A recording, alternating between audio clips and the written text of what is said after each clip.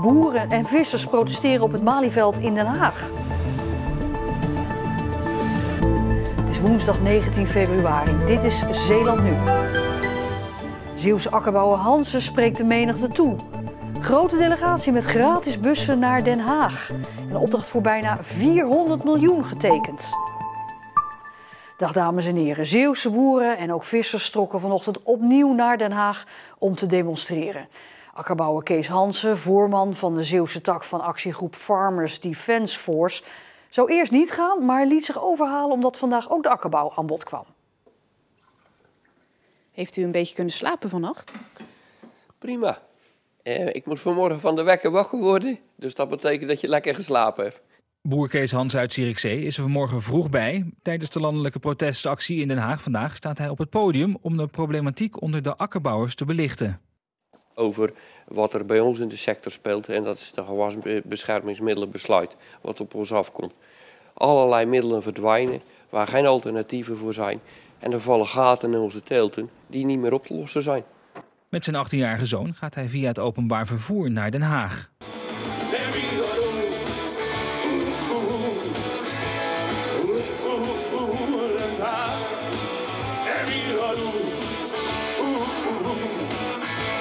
Kees Hansen is niet de enige Zeeuwse boer die vandaag hier op de Koekamp in Den Haag is.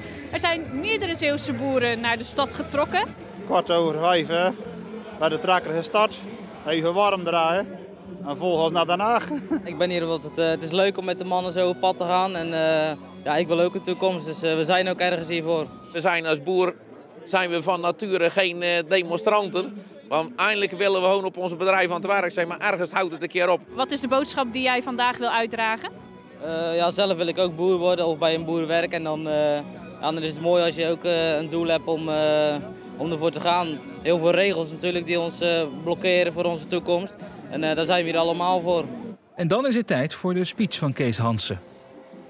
Kees Hansen, namens de akkerbouwsector. Dankjewel. We kunnen er nu nog wat aan doen. We moeten los nu, mensen, want het gaat door. Het was een toespraak vol emotie, ja. Vol passie. Ja.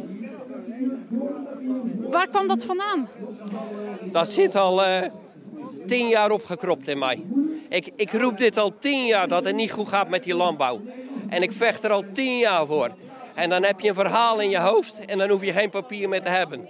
Dan is gewoon het verhaal wat je wil vertellen, komt er op deze manier uit. Ja, want u brak eigenlijk ook op een gegeven moment. Ja, ik heb ook een stukje emotie. En als het gaat over de opvolging van mijn zoon, ja, dan gaat het blad om. Heb ik nu weer. Ja. Denkt u dat dit de laatste keer is? Laatste demonstratie? Ik hoop het echt van harte. Ik hoop het zo. Want hiervoor zijn we niet geboren om actie te voeren. Wij willen werken, wij willen gewoon boer zijn.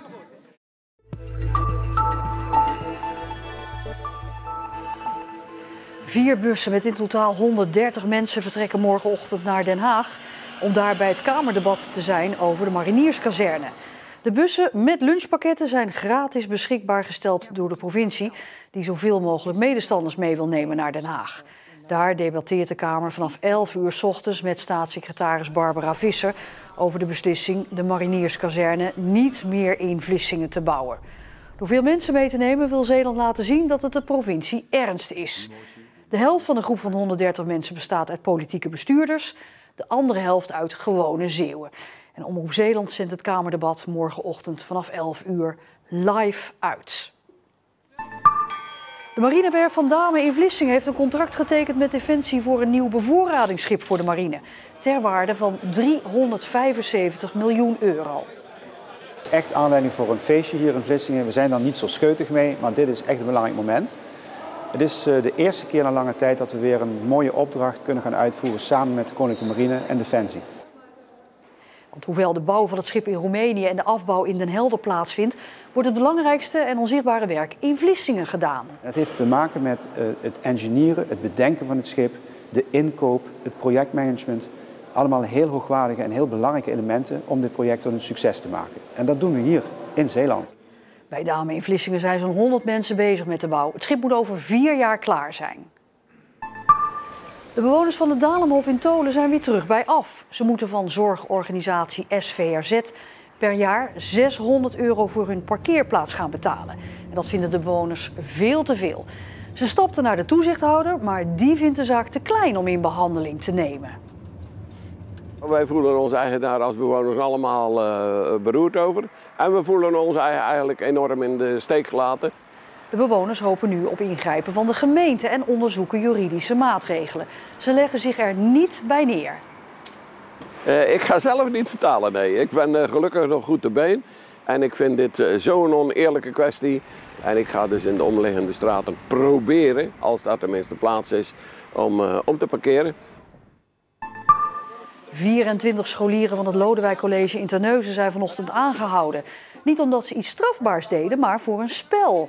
In jongerenjacht kregen leerlingen 1,5 uur de tijd om uit handen van de politie te blijven. En dat allemaal om het contact tussen politie en jongeren te verbeteren.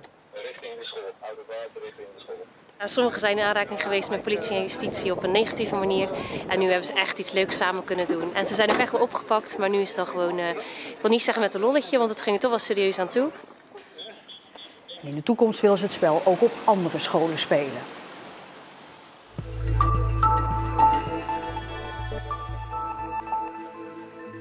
Als opgroeiend kind in Middelburg werd ze gepest op school. Ze vertrok uit Zeeland en werd actrice.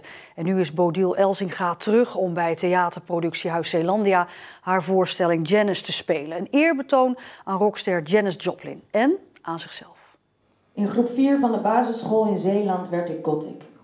Omdat ik lelijk was. Mijn zus zei dat ik lelijk was. Dus was ik lelijk, vond iedereen mij lelijk. Het leven van Bodil Elzinga lijkt op dat van Janis Joplin, vindt ze. De actrice is nu 27.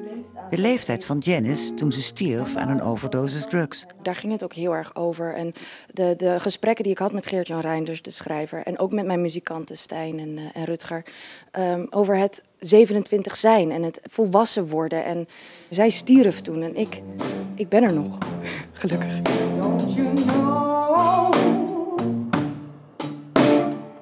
Ain't nobody gonna love you better. Terwijl ik daarmee bezig was, dacht ik, ja, eigenlijk ben ik meer geïnteresseerd in Bodil zelf. En waarom zij dit wil doen en waarom zij zo geïntrigeerd is door Janis. Ik had heel lang blond haar tot op mijn billen. Ik knipte het kort, ik verfde het zwart en iedereen vond het vreselijk. En dat was precies de bedoeling. En toen ben ik eigenlijk die twee verhalen door elkaar gaan breien. Maar met het accent op Bodil, die een hommage brengt aan Janis, maar dat doet om meer over zichzelf te weten te komen. Herken ik, een beetje. Als ik 2 dagen geen seks heb gehad met mijn vriend, ik heb een vriend, een trouwe, vaste vriend. Hoe ik weet dat hij trouw is, dat weet ik, fuck off, bitch. Maar we gebruiken haar leven wel om mijn leven helderder te krijgen of zo. Of de parallellen tussen haar leven en mijn leven. Het is meer een soort ode aan die vrouw.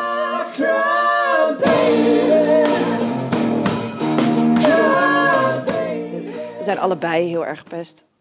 En zij is toen naar de grote stad gevlucht en heeft zich ondergedompeld in een soort zoektocht naar erkenning. Om maar wel leuk gevonden en mooi gevonden te willen worden. Die hunkering, dat gebrek, dat tekort, dat wat niet, liefde, erkenning, hoe noem je dat? Dat gat dat uiteindelijk alleen maar te vullen bleek door te zingen. En ik ben ook gepest en heb mij ook als een rebel gedragen. Op een gegeven moment ging ik overal tegenaan trappen. En gewoon om aandacht te krijgen, om een ander soort aandacht te krijgen.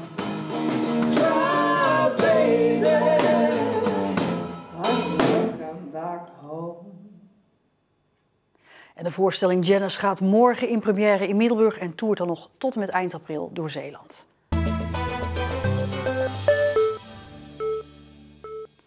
Tweedehands spullen kopen, daar rustte vroeger misschien toch nog een beetje een taboe op. Hè? Een beetje armoedig. Maar tegenwoordig is het helemaal hip. Uit een rondgang langs de Zeeuwse kringloopwinkels blijkt dat het aantal klanten toeneemt, maar ook het aantal gedoneerde spullen.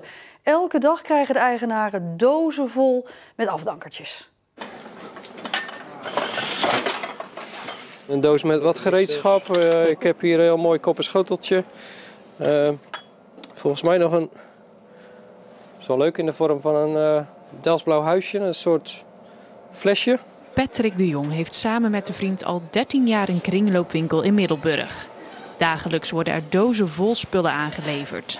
Meer mensen weten de kringloopwinkel te vinden om alles wat ze niet meer nodig hebben te doneren. Mensen zijn echt bewust van de kringloop, dat het opnieuw verkocht kan worden. In plaats van dat ze het op de stort gooien, proberen ze toch een nieuwe ronde te geven door het bij de kringloopwinkel te brengen. En dat is de laatste jaren zeker aan de hand. Ja. Als ik binnenkom lopen, dan begin ik eerst te screenen. Ik ga eerst echt naar de serviezen, naar de potjes, de theepotten, dat soort dingen. En dan gaat mijn oog eigenlijk naar kleur, naar materiaal. Zeeuwse kringloopwinkels krijgen niet alleen meer spullen aangeboden. De winkels zien het aantal klanten ook toenemen. De Zeeuws-Vlaamse Iske Geertman is zo'n liefhebber van de kringloopwinkel. Oh, we hebben hier de tapijten. Kringloopgeluk noemen ze het. De mazzel hebben dat je iets gevonden hebt. Dat je iets moois gevonden hebt.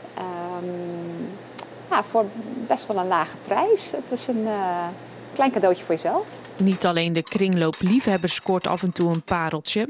Ook de eigenaren krijgen wel eens iets bijzonders in handen. Het was een mooie fles van een kunstenaar.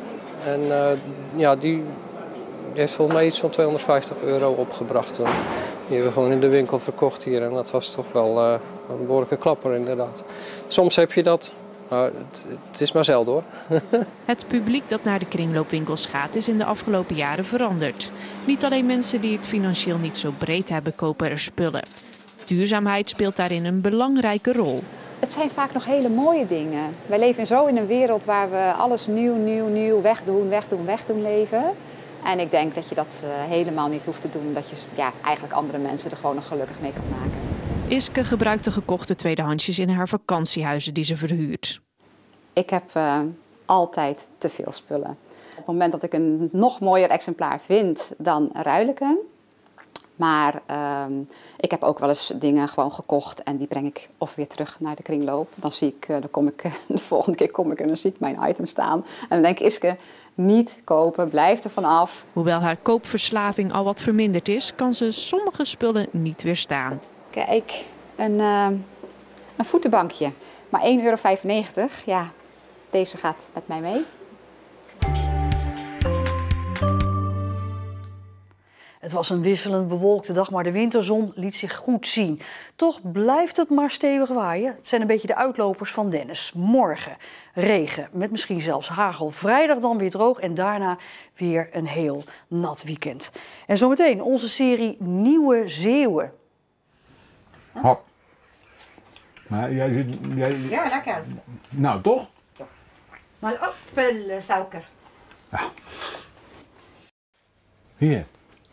Een Zeeuwse bolus is een zoet gesuikerd broodje dat oorspronkelijk afkomstig is uit de provincie Zeeland met wortels in Spanje en Portugal. Dat dus in Nieuwe Zeeuwen.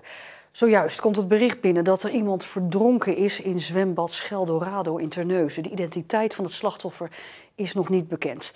Toegesnelde hulpdiensten die hebben het slachtoffer niet weten te redden. En meer bijzonderheden straks op onze site omroepzeeland.nl.